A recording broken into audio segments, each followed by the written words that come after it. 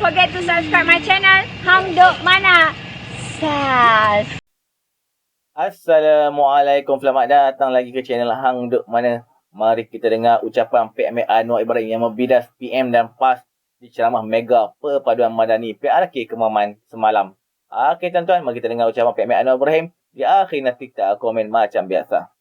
Dengan bukti pelaksanaan apa yang kita usahakan dalam tempoh 1 tahun.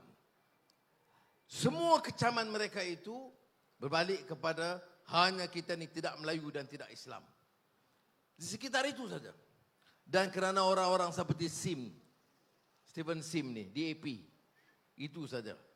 Dia wirid DAP macam Mat Sabu sebut tadi. Ya. Tapi sudah tengok perdebatan di parlimen semalam. Ya. Apa yang disebut oleh pemimpin PAS. Dia kata kita ini menipu. Tidak memberikan faedah kepada rakyat. Dia baca ayat Al-Quran. Ya ayyuhallazina amanu lima taqulu ma la taf'alun. Kabura maqtan indallahi an taqulu ma la taf'alun. Dia ada kata pula, Perdana Menteri minta Menteri Agama terjemahkan. Punya sombong dan angkuh wa takabbur. Dia ingat dia reti baca, dia faham, orang lain tak faham. Itu satu sikap. Urur, ulu, ananiyah yang ekstrim. Dan dia kata, semua kebaikan kita terpadam. Noktahkan kemiskinan tegar. Ini kali pertama dalam sejarah.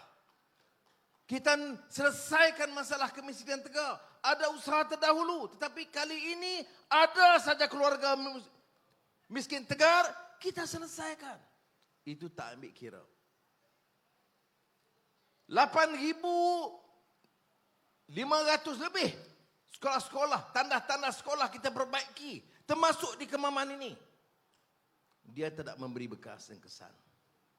Turunkan judi daripada 22. Turun balik kepada 8. Tidak memberi kesan. Bagi mereka, kita ini zalim kerana tak bagi projek kepada wakil rakyat. Projek untuk rakyat tak penting bagi mereka. Yang penting melalui wakil rakyat. Saya nak jawab hari ini saya ada kuasa. Saya tak akan bagi projek itu kepada mereka.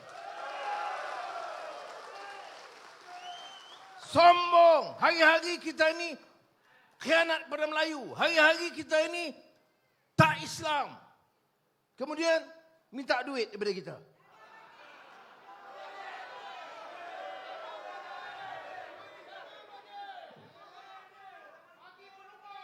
Sudah, projek untuk rakyat kita bagi. Kemaman dulu diwakili oleh PAS. Projek kita sampai. Terus kepada rakyat. Tidak kepada wakil rakyat. Apa sebab nak bagi kepada wakil rakyat? Ya. Dan kalau kita berdulu pun tak dapat. Tapi, bila Ismail Sabri jadi Perdana Menteri, gunting, lebih 3-4 bulan gunting, akhirnya disetujui. Jadi saya cadang kepada pemimpin Perikatan Nasional, gunting dengan timbalan Perdana Menteri kedua, Datuk Seri Fadilah. Dan kita timbang. Nak gunting pun tak mau. Sebab apa? Sangat sombong. Ya. Orang sombong tak layak jadi wakil rakyat. Orang angkuh yang anggap dia saja tahu. Dia saja Islam. Ini juga sikap yang ditentang dalam Islam. Sebab itu saya tak kata mereka ni khawarij. Saya berkata, bibit-bibit khawarij dan takfiri telah mula meresap. Apa dia khawarij? Masa Sayyidina Ali bin Abi Talib radhiyallahu an. Siapa Sayyidina Ali? Khalifah keempat. Anak saudara Rasulullah SAW. Dianggap orang yang tingkat ilmunya itu, yang menganggap ilmu itu sebagai lazzatul ma'rifah. Lazat dan tahap ilmu yang tinggi. Tetapi orang khawarij kata, dia ini tidak cukup Islam. Maka dia dibunuh. Bukan oleh orang kafir. Bukan oleh orang Yahudi atau Kristian. Oleh orang Islam yang ekstrim. Yang anggap dia lebih Islam daripada Sayyidina Ali bin Abi Talib radhiyallahu anhu.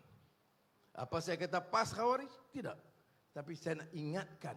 Negara ini tidak akan selamat Kalau kita izinkan puak-puak perlampau ini menghasut, memecah belah, memporak-perandakan negara ini. Beda pendapat boleh. Kritik saya boleh. Perdana Menteri bodoh. Tak apa dia kata, saya tak kesan. Perdana Menteri tak gerti urus ekonomi. Tak apa. Mat Sabu tak gerti jaga ayam. Okey.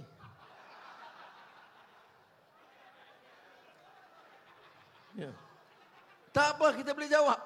Tetapi hukum kita sebagai khianat pada bangsa dan menentang agama, ini sudah tahap yang melampau. Itu kepada orang Islam. Bayangkan orang bukan Islam. Di Terengganu majoriti 90% Islam. Di Sarawak Islam minoriti. Di Pulau Pinang kurang dari 50%. Semua ini diambil kira. Untuk perintah negara ini, kita kena terima Islam itu agama persekutuan. Kita tingkatkan kefahaman Islam. Kita minta umat Islam itu hayati Islam. Kerana Islam itu agama untuk penghayatan. Istajibu lillahi walir rasul idza da'akum lima yuhyikum. Bicara dan amalkan. Tetapi kita juga faham. Kita mesti santuni dan minta supaya keluarga kita dari bukan Islam itu merasa selesa dan bahagia sebagai warga negara di negara ini. Supaya orang bukan Islam itu yakin kita itu adil. Tidak enai dia. Tidak memaksa dia. Apa salah di mana itu?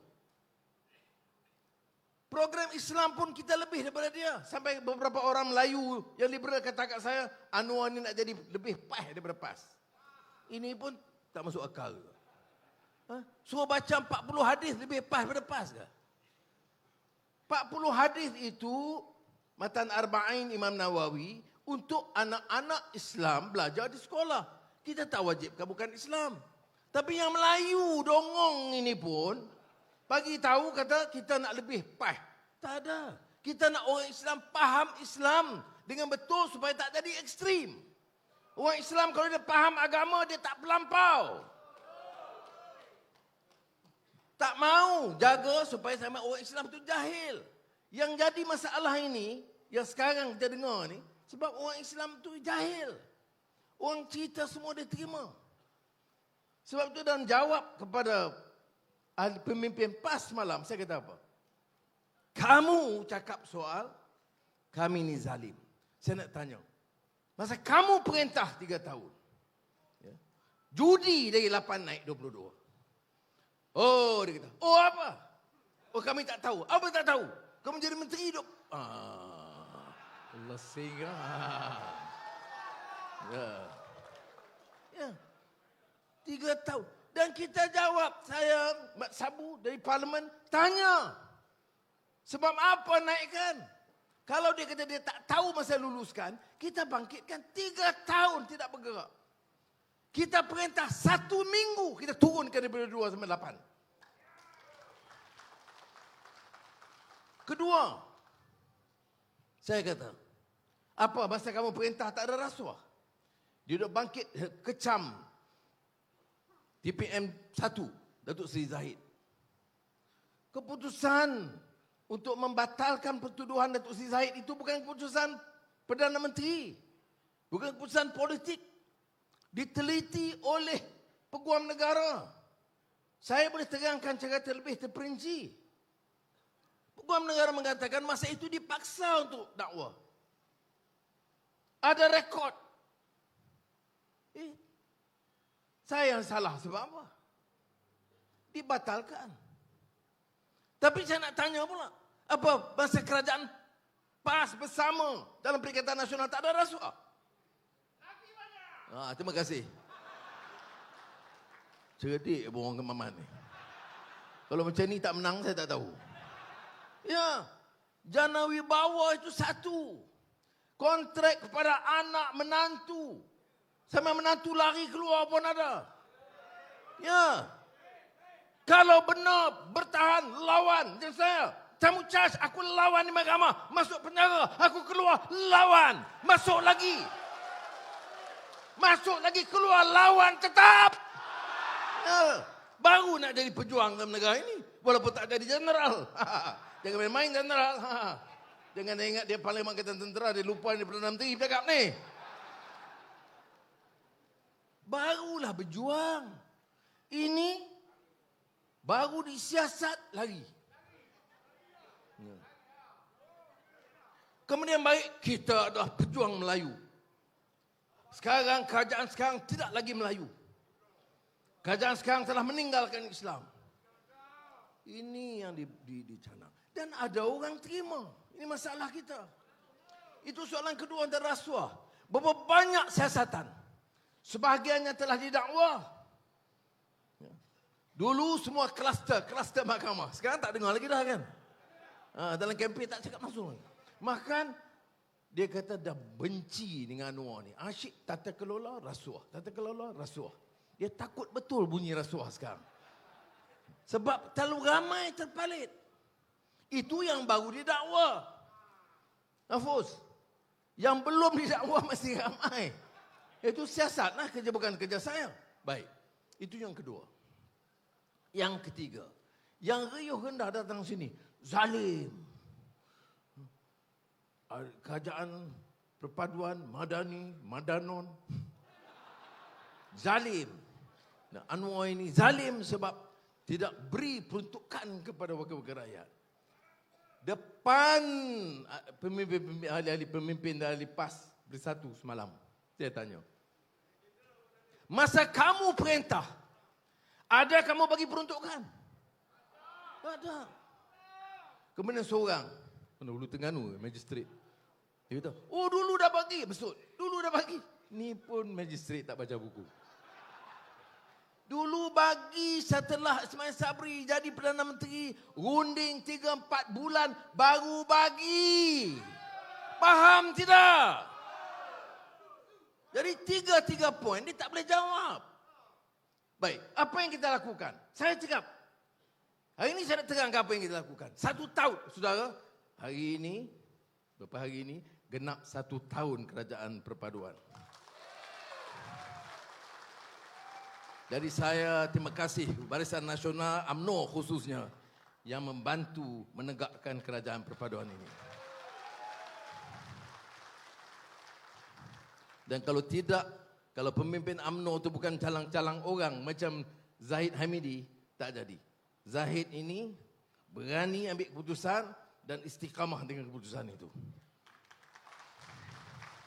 Sebab itu, sudah tengok, kempen mereka dia lanyak Zahid habis-habisan. Sebab dia geram tak habis. Kita cukup jumlah, tapi Zahid tak setuju. Zahid tak setuju, jumlah tak cukup lah. Kamu kira bagaimana? Ni baca kitab tak ambil matematik. Baik, saudara. Cukup setahun. Kita buat apa? Sekarang ini, majoriti bertambah. Ada kita paksa, kita pujuk, tak ada. Wakil-wakil rakyat dia tahu. Tiap bulan, Setiausaha Agung bersatu dia kata, bulan Julai, garanti. Agung dah setuju, GPS dah setuju, UMNO 15 hingga 20 dah dapat. Lepas Julai sampai Ogos. Bulan Ogos tetap. Hari tu Julai tu ada sikap tarikh. Pasal tarikh silap. Okey. Tak jadi. Bulan September. Tak jadi. Man dia kata ni kamu menipu aku selama ni buat apa? Ya. Semalam saya di Kuching, Sarawak. Ada majlis internasional. Cakap dengan Premier Abang Johari. Premier Sarawak. Dia kata, dia yang beritahu, saya tak tanya. Mereka ni tak habis-habis lagi. Dan dia kata bagi pihak GPS, Saudara Anwar, kami tetap tidak berganjak sehingga bendera ini. Ya. UMNO saya tak tahu. UMNO pasal Setiausaha Agung dia tak kata apa. Jadi saya tengok ragu sikit nampak dia. Jadi tetap. Jadi masalah apa? Sabit bangun lah. Kamu kat PAT kamu bangun.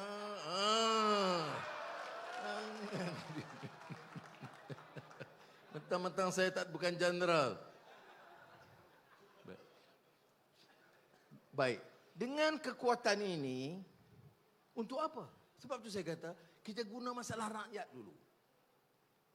Kadang-kadang saya faham, kawan-kawan bukan Melayu pun kadang-kadang dia keliru dengan kempen ini. Sebab saya kata, kita tidak akan bertolak ansur. Malaysia ini tegak dengan prinsip perlembagaan. Bahasa Melayu, bahasa kebangsaan. Saya nak semua rakyat, jangan tolak ansur lagi. Mesti iktiraf bahasa Melayu sebagai bahasa rasmi. Nak tulis surat pada mana-mana jabatan kerajaan, termasuk pada Perdana Menteri atau Menteri Pertahanan, mesti dalam bahasa kebangsaan. Syarikat internasional dikecualikan. Saya cakap syarikat Malaysia. Oh, ada orang kata ini dah jadi pelampau Melayu.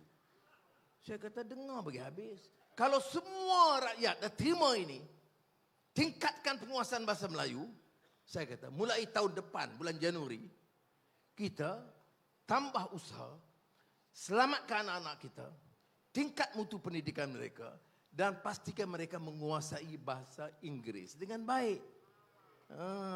Dengarlah bagi habis. Jadi kita mula dengan prinsip perlembagaan. Jangan tolak ansur. Kemudian kalau semua dah belajar bahasa Melayu dengan baik, dia tambah satu lagi bahasa. Kemudian belajar bahasa Mandarin, bahasa Tamil, bahasa Arab, bahasa Perancis, silakan. Ini pendirian kita. Tapi kadang-kadang kawan-kawan kita pun tak sabar. Tengok dah jadi Melayu lebih.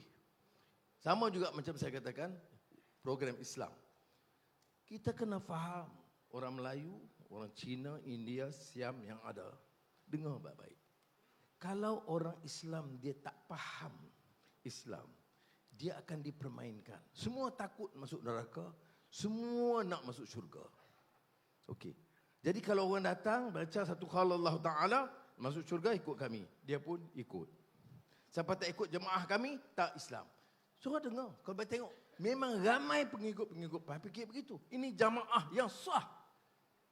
Mak Sabu, tak kata lagu itu dululah. Saya geram Mak Sabu sebab apa? Sebab dulu di Matampoh dia lawan saya. Saya calon UMNO Barisan Nasional masa tu. Tak pakai sungguh. Itu dulu banget dulu. Lepas tu Mahfuz. Baik. Jangan lupa orang UMNO ni, jangan lupa je. Asram, aku ni calon UMNO PN dulu tau, jangan lupa. Mak Maslan dia buat tak tahu je. Dia pula kadang-kadang nak ajar ni UMNO fikir macam ni, UMNO fikir je dia. Baik. Jadi kita tegangkan apa yang kita buat. Saya kata pertama, noktahkan kemiskinan. Tegar. Miskin tu problem juga, tapi miskin tegar. Maknanya nak beli susu bayi tak cukup duit. Nak beli uniform sekolah tak cukup wang. Itu kita bantu dulu. Baik. Yang kedua, tanda sekolah. Macam mana nak cakap soal negara ini maju? Hasil Petronas berpuluh bilion. Kita nak tingkatkan digital technology, energy transition, new industrial policy. Tanda sekolah pun tak baiki. Jadi saya kata tumpu ke situ. Dan Alhamdulillah, saya katakan tadi 8,500 tandas di-repair. Ya. Dan semua sekolah, walaupun masih 2-3 sekolah belum selesai, tapi arahannya semua sekolah. Sekolah kebangsaan, sekolah Inggeris, sekolah Cina, sekolah Tamil, sekolah Arab, Mahatafi, semuanya dalam rangkaian itu. Baik, sekarang perumahan. Tadi saya di Felda. Apa masalah Felda? Kita bagi dialysis center. Kita bayar 83 bilion ringgit. Kita pasang elektrik di kawasan Felda. Ini Sabri Cik banyak berperanan di sini. Baik. Tapi isu dia perumahan generasi kedua dan ketiga. Dan ini menjadi strategi kita. Jadi kita datang dengan plan. Bukan cakap Islam, Melayu, tapi orang Melayu macam ni juga. Bagi peluang kepada kita insya-Allah. Bagi tenang, tumpu bangunkan negara. Bawa pelabur macam sekarang ini. Dari Amerika, dari India, dari China yang besar. Dari Jerman. Ratus bilion datang. Bagi pekerjaan kepada anak kita. Tingkat taraf hidup mereka. Ini rencana kita. Macam TVET.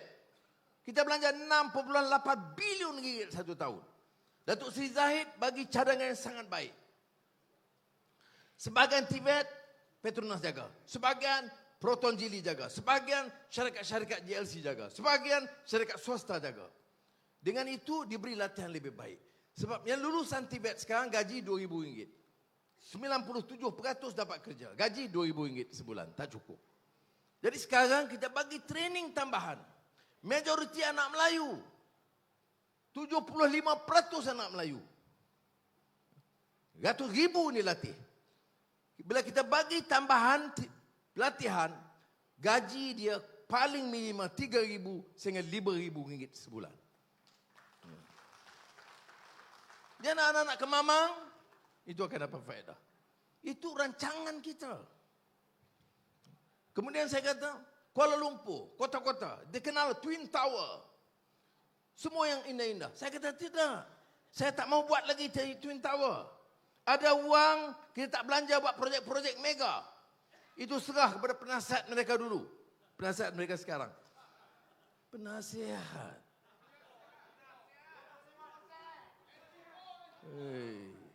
Inilah punya bankrupt idea. Carilah anak-anak muda yang cerdik bagi nasihat. Ini bagi, tak apalah. Saya tak nak komen. Dia biar Mak Maslan jawab tu. Tumpuan kita di Kuala Lumpur apa? Gerai, warung, restoran kecil, parit-parit rumah rakyat. Itu yang kita selesaikan. Sekarang hampir 80-100 gerai yang diperbaiki, dibangunkan semula. Karena gerai itu makanan rakyat.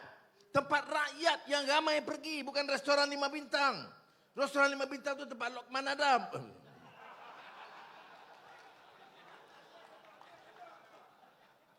Saya ada gambar dia pergi restoran itu. Saya pergi sekali je. Baik. Jadi, yang ini kita lakukan. Sudah ada program. Dan kita minta semua negeri lakukan begitu. Kemudian tentulah projek saya tak mau sebut. Dan ini rencana yang kita umumkan. Sebab itu saya boleh pergi dengan confident. Politik stabil. 2-3 bulan dulu dan tentu. Nak ambil alih. Jumlah. Kita pun betul ke tidak? Sekarang kalau sebut jumlah dah. Tak ada fikir. Tak ada dah. Baik. Sebab itu kita boleh pergi ke luar negara. Orang hormat. Saya pergi baru yang paling akhir di San Francisco. Jemputan Presiden Joe Biden. Semua pemimpin Asia hadir. Dan Pasifik. Termasuk Xi Jinping, Jokowi, Sultan Brunei. Semualah. Bila pergi sidang akhir, saya rusing. Yang pengurusi depan saya, Joe Biden. Belah kanan saya, Sekretari Menteri Luar, Blinken. Ujung sikit, Xi Jinping, Presiden China. Belah kiri saya, Presiden Meksiko.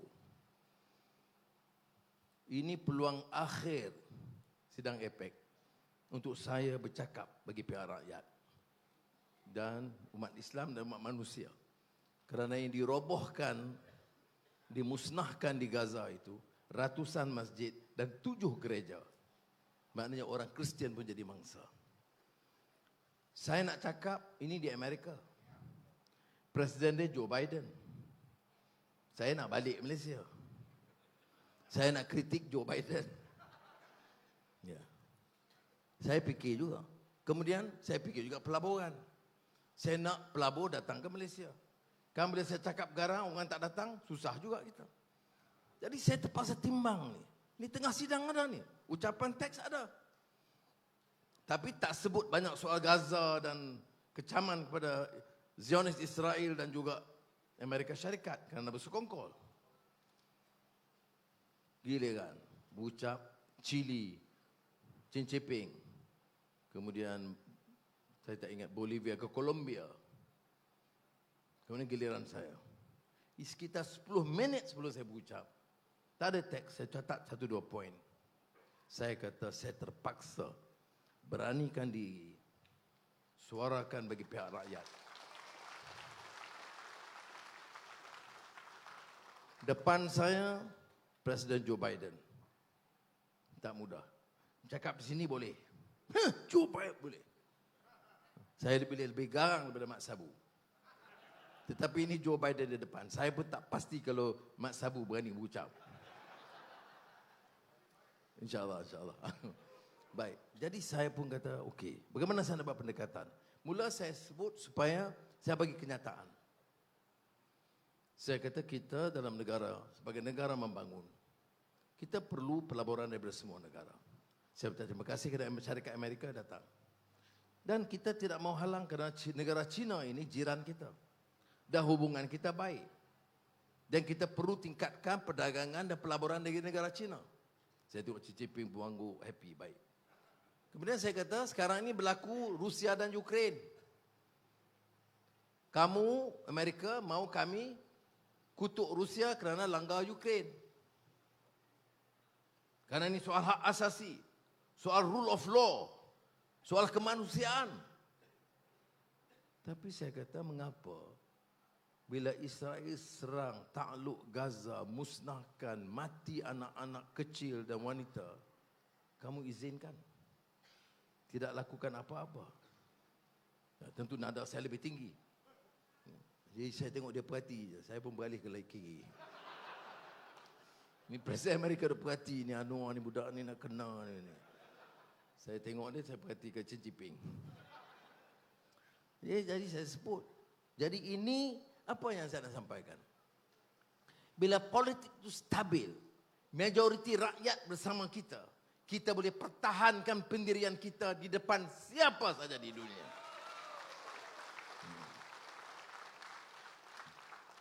Apa yang saya cakapkan itu kenyataan. Saya kata, Mr. President, one day delay in your action will result in the murder, killing of many children, babies, women and civilians. Please stop it and stop it now. Ya, itu nada saya. Walaupun saya gemuruh sikit, tapi saya syukur alhamdulillah diberi kekuatan.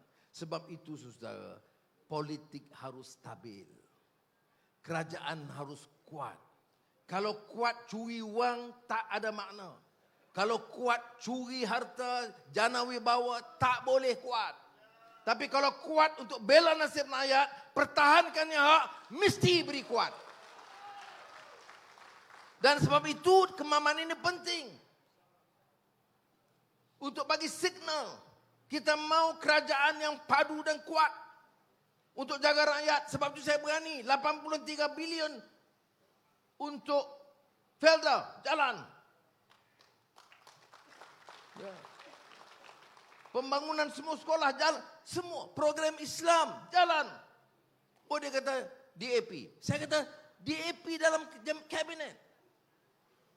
Dia boleh suarakan hal-hal yang dia rasa penting untuk kampung baru ke, untuk masalah pelaburan, perniagaan, tak ada masalah. Tetapi kita ambil 8.3 bilion wang kerajaan. DAP tak bantah. Kita katakan tingkat dana untuk program Islam. DAP tak bantah. Jadi dia kata kita tak ada kuasa sebab apa? Adilkah kita hukum dan hina orang dengan fakta yang salah? Kamu pakai serban dan jubah tapi kelirukan rakyat. Kamu pakai serban dan jubah, kamu doa laknatkan orang. Kamu tak perlu pakai serban dan jubah kalau nak hina orang dan laknat orang. Lebih baik anak muda yang baju hitam ni tak ada serban, ada janggut sikit okey. Yang penting ikhlas al-amalillah. Akhlak kena baik. Dan ini kita kena faham. Sebab saya datang susah payah ni. Sebab saya mau orang Kemaman bagi signal yang jelas. Nak apa lagi kita buat? Apa lagi yang kita belum buat? Berdepan Amerika kita sanggup. Buat program pendidikan kita sanggup. Bawa perubahan, ajak UMNO Barisan Nasional, Pakatan Harapan, Keadilan DAP dan Amanah, GPS Sarawak, Sabah. Kita cuba selesaikan. Masalah MA 63 puluhan tahun tak dirunding selesai. Kita selesaikan cara muafakat di kabinet. Saudara.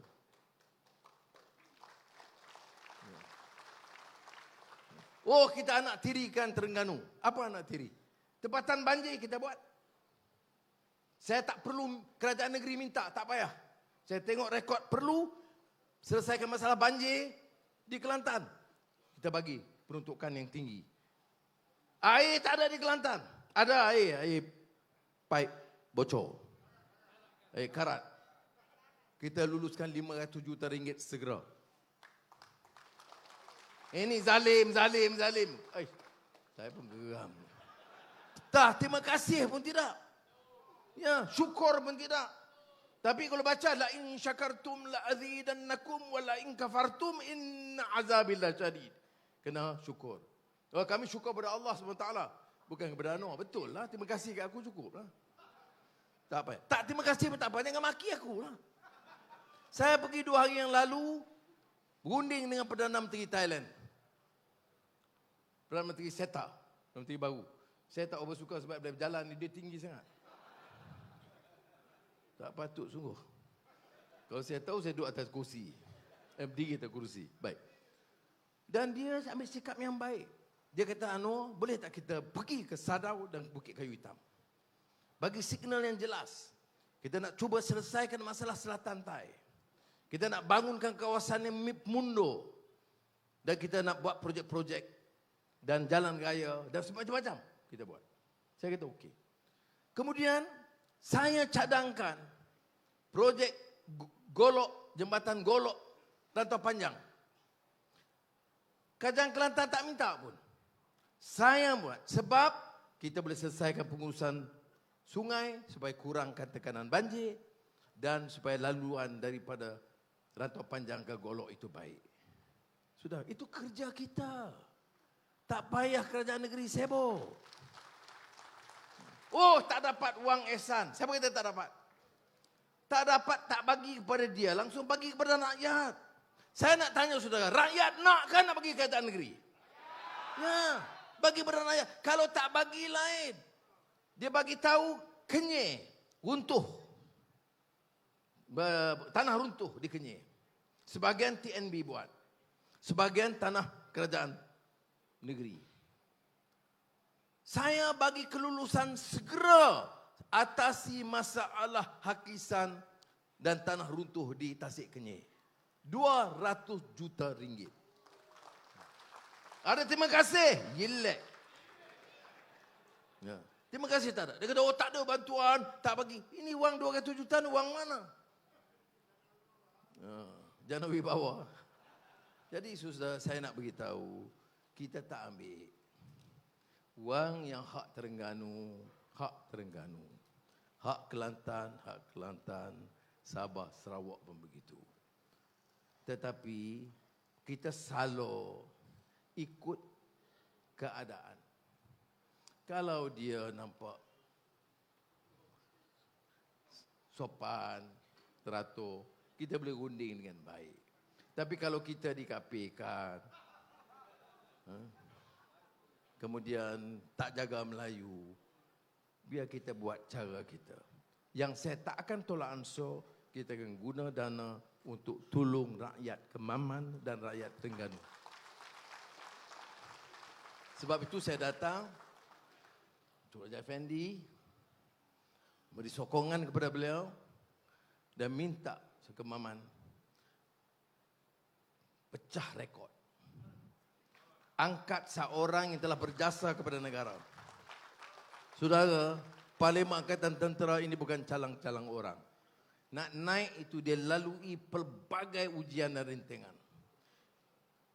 Dia kena ada rekod yang sangat cemerlang sebelum diangkat. Menteri Pertahanan kepada Menteri, Perdana Menteri kepada Yang Bertuan Agong. Yang Bertuan Agong perkenan bagi pihak Raja-Raja Melayu, terangkat dia sebagai Panglima Angkatan Tentera.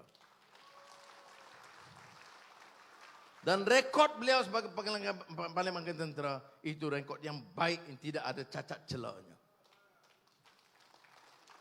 Sekurang-kurangnya orang Kemaman ingat Kemaman, betul. Lebih daripada itu, ingat dan kenang jasa orang yang menjaga, pertahankan bumi bertuah. Setiap inci bumi bertuah ini. Jadi saya harap dan insya-Allah dengan kedudukan beliau seperti yang disebut oleh Mak Sabu tadi, saya percaya kalau dia jadi ahli parlimen, takkan nak jadi macam ahli parlimen biasa. Dia tentunya bagi tugas supaya hubungan dengan kerajaan dan Perdana Menteri baik. Jadi ingat saudara, kita pastikan kemenangan calon Barisan Nasional nombor. Assalamualaikum warahmatullahi wabarakatuh. Okey. Okey, tuan-tuan, komen saya, kita doakan semoga kerjaan buat calon daripada Kerajaan Perpaduan dan UMNO ni, semoga kita dapat beri saingan yang hebat kerana mereka terpaksa menghantar Samsuri sendiri untuk berlawan di Kemaman ni. Okey tuan-tuan, jumpa lagi. Assalamualaikum.